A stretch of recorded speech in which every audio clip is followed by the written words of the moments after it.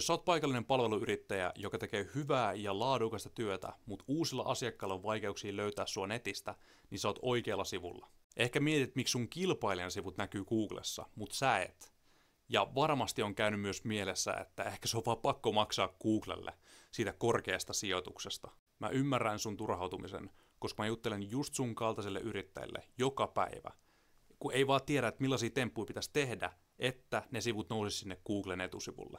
Se ei vaadi temppuja, vaan siihen on helposti seurattava kaava, jota seuraamalla Google haluaa nostaa sun sivut jopa top 3 luokitukseen.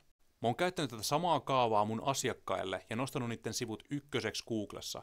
Esimerkiksi Automaalamo Imatralla sai 2-3 kertaa enemmän asiakaskontakteja korkean Google-sijoituksen takia. Ja ravintola Jyväskylän keskustassa sai 2500 kävijää per kuukausi numero 1 sijoituksen ansiosta. Mutta nyt on sun vuoro. Mä haluan opettaa sulle tämän helposti seurattavan kaavan, ettei sun tarvitse maksaa digitoimistolle tai Googlelle tuhansia euroja näkyvyydestä. Tähän kaavaan kuuluu 3 asiaa. Ensimmäisenä näkyvyys. Miten saadaan sun nettisivulle kävijöitä? 2. Tarjous.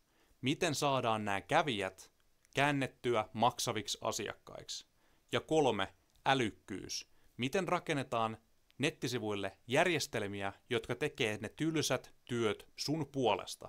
Mut miksi mä opettaisin toisille mun toimivan järjestelmän, kun mä voisin vaan myydä mun omaa tekemistä kalliimmalla? No ensinnäkin mä ymmärsin, että näin mä voin auttaa suurempaa määrää yrittäjiä. Toiseksi, kaikilla yrittäjillä ei vaan ole varaa maksaa yli 3 tonnia nettisivuista, jotka oikeasti tuottaa sitä myyntiä. Jos sä haluat sun yrityksen nettisivut Googlen etusivulle ilman maksettua mainontaa, niin liity tähän beta-ryhmään täyttämällä tuo lomake tuolta alhaalta, ja mä näytän sulle helposti seurattavien ohjeiden avulla, miten sä rakennat sivut, jotka täyttää sun kalenteria maksavilla asiakkailla. Täytä tuo lomake tuolta alhaalta, niin nostaa sun sivut sinne, missä ne pitäisikin olla.